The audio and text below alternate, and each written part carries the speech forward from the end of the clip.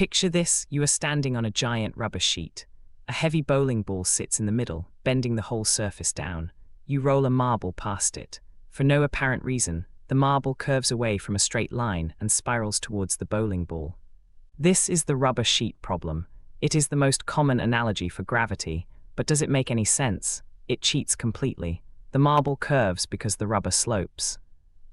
That slope only exists because Earth's gravity is pulling the sheet down. The analogy explains gravity using gravity. It is a terrible, confusing explanation. We have to admit it is broken before we can fix it. Because inside this bad analogy is one perfect idea. Spacetime is a real fabric. Mass bends that fabric. That bending is gravity. Let us untangle the rubber sheet problem step by step.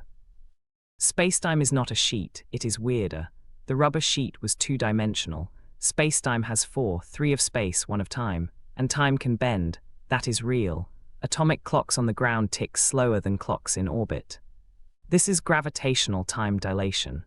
The bending of time is the main reason you stick to Earth. Replace the sheet with a four-dimensional block of jelly. The universe is filled with this jelly. Place Earth into it. The jelly dimples in every direction, including time. That dimple is curvature.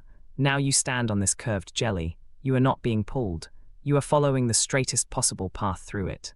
That path is a geodesic. A geodesic is the path of an object with no forces acting on it. On a flat surface, a geodesic is a straight line. On a curved surface, it is the shortest route, like a great circle on a globe. In curved spacetime, your geodesic bends. The more mass, the deeper the dimple, the more your path curves. Here is a clear picture. Take a round balloon. Draw two ants on opposite sides. Each ant walks straight. They will meet at the top. They never turned, the surface did. Earth warps your spacetime. Your geodesic curves toward Earth. When you step off a diving board, you simply continue along that curve. The board was pushing you away. You enter free fall, weightless, following your geodesic. Astronauts in orbit do the same. They fall toward Earth but move sideways so fast they keep missing. They follow a closed geodesic around the planet. The feeling of weight comes from the ground accelerating you away from your geodesic. Without that support, you would follow the curve. So gravity is geometry. Mass dictates the curve.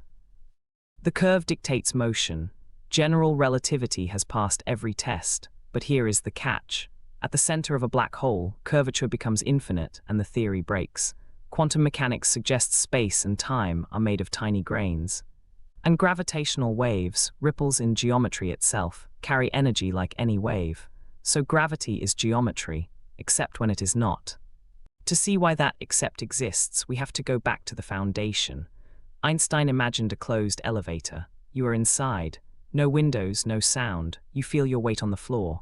Are you on Earth, pulled down by gravity? Or are you in a rocket, accelerating through space at 9.8 meters per second squared? There is no experiment inside that box to tell the difference. Drop a ball, it falls at the same speed. Shine a laser. It bends the same tiny amount.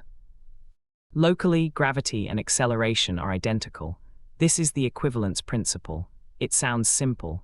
This is either the simplest or most profound thing you have ever heard. It is both. It says gravity is not a force acting at a distance. It is the same as being in an accelerating reference frame. That means the weight you feel right now is not a pull downward. It is the floor pushing up against you, accelerating you away from your natural geodesic. In free fall, you follow that geodesic and feel weightless. No force acts on you. The prediction was immediate.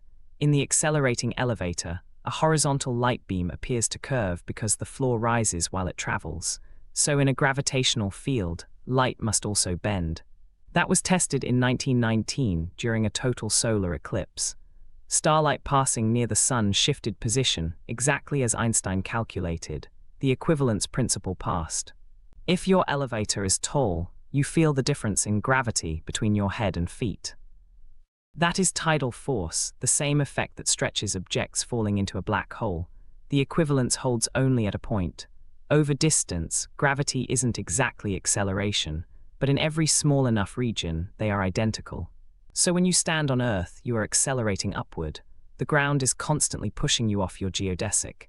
You are not being held down. You are being pushed up. This elevator is the reason Einstein knew he had to rewrite gravity. It is the seed of general relativity. From the elevator grew a startling fact: time is not a constant. It bends. Where gravity is stronger, time flows slower. Where gravity is weaker, time flows faster. This is gravitational time dilation.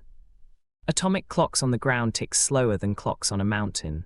The difference is tiny, around 1 nanosecond per year, but in orbit, gravity is much weaker. GPS satellites sit 20,000 kilometers above Earth. Their clocks gain about 45 microseconds per day. However, they also move at 14,000 kilometers per hour. High speed slows time by 7 microseconds. The net gain is 38 microseconds each day. That number seems small, but light travels 11 kilometers in 38 microseconds. After 1 day, the satellite clocks differ by that much. The position error is 10 kilometers. Without relativistic corrections, GPS would be useless after a single day. The correction is hardwired. Before launch, satellite clocks are calibrated to account for both gravitational and velocity effects. Your phone receives that corrected signal. Every time you open maps, you are using time dilation. Now the twin paradox. One twin stays on Earth, the other lives in orbit in weaker gravity and at high speed. When they reunite, they have aged at different rates. The orbiting twin experiences faster time due to lower gravity, but slower time due to velocity. In one sentence, gravity and velocity together set the pace of your personal clock. This has been tested with atomic clocks flown in aircraft. The clocks in the air ticked faster than those on the ground, exactly as predicted. Time is not what you think. It is a dimension that bends. Gravity grips it. That grip is why you can find your way home. Time bends, space bends. They are not separate, they are one fabric, spacetime. When that fabric curves, light must follow the curves. This is gravitational lensing, but you have heard that light always travels in a straight line. How can it curve? The trick is that light goes straight through its immediate neighborhood. If that neighborhood is curved, the straight path appears curved from far away. Imagine an ant walking a straight line on a crumpled tablecloth. On the cloth, the ant walks straight. From above, the path zigzags with the wrinkles. The ant never turns. The cloth is curved. The ant does not change direction. The path only looks twisted from the outside. What we call bending is actually straightness in a curved world. Gravity does not pull light sideways. It changes the shape of the space through which light travels. That is the only way multiple images can occur. Massive objects curve spacetime like a heavy ball on a trampoline. When a gigantic galaxy sits between Earth and a bright quasar, the galaxy's gravity warps space around it. Light from the quasar then travels through that warped space. Here is the surprise. The light can take different routes around the curve, each bending slightly differently. So telescopes see multiple copies of the same quasar. The classic example is the Einstein cross, discovered in 1985. 4 blue images of the same quasar appear in a cross around a yellow galaxy. Einstein predicted this in 1915, using only his equations. When it was finally photographed decades later, it matched his prediction exactly. That match is a direct confirmation that his description of gravity is correct. We know these are copies because their light spectra are identical and they flicker in sync. If space were flat, only one image would appear. Seeing 4 is direct visual proof that spacetime is curved. Newton's gravity could only deflect light a little, giving one shifted image. It could never produce multiple paths. Newton's picture of gravity simply cannot account for the Einstein cross. The Einstein cross is a test, and Einstein's theory passed perfectly. This is not a single fluke. Astronomers have now found hundreds of gravitational lenses, each confirming that mass warps spacetime. Now, you might think the galaxy acts like a giant magnifying glass. A glass lens bends light as it passes through. Surely the galaxy does the same. No, here is the key difference. A glass lens bends light by slowing it down. Gravity does not change the speed of light at all. Instead, gravity warps the space the light moves through. The galaxy is not bending the light. It is bending the road. It is not a lens. It is a dent in reality itself. And that dent redirects everything that passes, including the light that reaches your eye. Now imagine that dent becoming so deep it closes in on itself completely. A black hole is not just a curve in spacetime. It is a region where spacetime is so warped that nothing can climb back out, not even light. At the edge of this region, called the event horizon, time does something bizarre. From a safe distance, you would see a clock approaching the horizon tick slower and slower. It never quite reaches the horizon from your view. It appears frozen, reddened, and eventually fades away. This is extreme gravitational time dilation, exactly like the GPS example but pushed to infinity. But here is the critical part. For someone falling into the black hole, their own clock ticks normally. They pass right through the event horizon without noticing anything special at that moment. They do not freeze, they simply keep falling. Both perspectives are real, each is correct in its own reference frame. This is not a trick, it is relativity. So when we look at a black hole, we see a frozen snapshot. The material we see hovering at the horizon actually fell in long ago. We just see its eternal image, stuck by time dilation. This makes black holes appear static, but they are as dynamic as any star. Matter is constantly crossing the horizon. We just cannot see it happen. Now multiply everything we said earlier about time dilation. The GPS satellites showed a tiny offset. The twin paradox showed a small difference. Black holes take that effect and make it absolute. At the event horizon, time dilation becomes infinite. The distant universe could age billions of years, while you see a single instant at the horizon. That is the ultimate test of general relativity, and we have proven it, not by going there, but by watching the behavior of matter and light around these objects.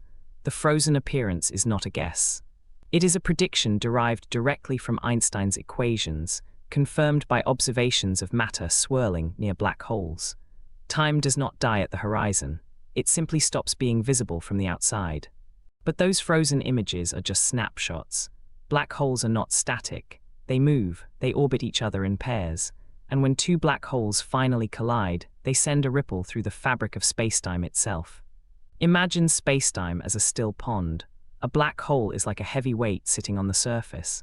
Now drop a second weight right next to it. The collision sends waves spreading outward at the speed of light. These are gravitational waves. By the time those ripples reach Earth, they are incredibly faint. Faint hardly describes it.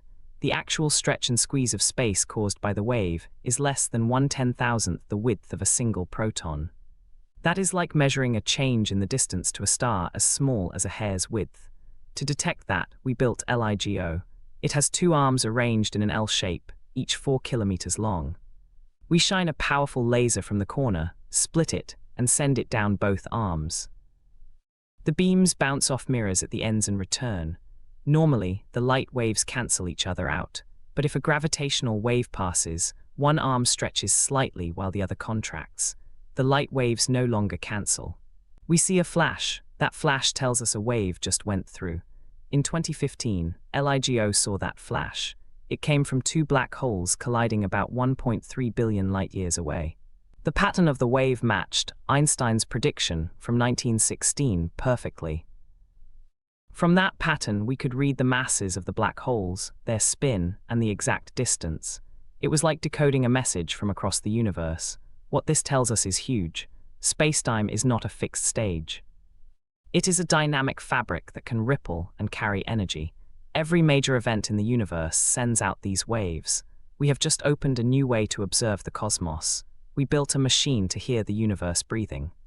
Colliding black holes provide dramatic proof of general relativity, but the theory also passes a far more ordinary test every day inside your phone. GPS is a network of 31 satellites orbiting 20,000 kilometers up. At that altitude, gravity is weaker than on Earth. According to general relativity, weaker gravity causes time to run faster. Each satellite also moves at about 14,000 kilometers per hour. Special relativity says that fast motion slows time down, so we have two effects pulling in opposite directions. The gravity effect is stronger. The net result is that a satellite clock gains 38 microseconds each day compared to a clock on the ground. That might not sound like much, but in 38 microseconds, light travels about 11 kilometers. Without correction, your phone location estimate would drift by that amount each day. After just one day, the error would exceed the length of a marathon, so engineers carefully adjust the satellite clock rate to compensate. They slow it by the exact amount predicted by relativity. This correction has been verified every day since GPS became operational. It is one of the most precise real-world confirmations of both general and special relativity. So next time you use the map on your phone, remember what is happening. The same mathematics that describe black holes and gravitational waves also pinpoints your location. The theory is not a distant abstraction. It has become a practical tool woven into the infrastructure of modern life. Your phone knows where you are because Einstein was right. General relativity has passed every test we have thrown at it, from bending starlight to making your phone work, but it has a blind spot. At the center of a black hole, matter is crushed into a point. The equations predict infinite numbers and time itself stops. That is a clear signal that general relativity cannot describe the universe at its most extreme. At those tiny extreme scales, another set of rules kicks in. Quantum mechanics, the physics of atoms and particles. These two fundamental theories disagree. They speak different mathematical languages that do not translate. When we try to combine them to describe something like the Big Bang, we get contradictions. This is called the problem of quantum gravity. We know a deeper theory exists. We just have not found it yet. But this gap is not a failure. It is the next great discovery waiting to happen. Every major breakthrough in physics came from a place where the old theory broke down. String theory, loop quantum gravity, and other ideas are attempts to build a bridge. The answer is not yet known. So we have now explored the universe that Einstein gave us. His theory is beautiful, powerful, and incredibly accurate. But the deepest questions remain unanswered. We have explained everything except the parts that matter most. Thank you for watching. What do you think the final theory will look like? Tell us in the comments. And subscribe to join us as we continue to push into the unknown. One final thought: you came in confused about time and space. Now you understand the basics. That is not dumbing down, it is translation. You now know more about spacetime than 99% of humans. Let that sink in. Subscribe or spacetime will judge you, and leave a comment, prove you were paying attention.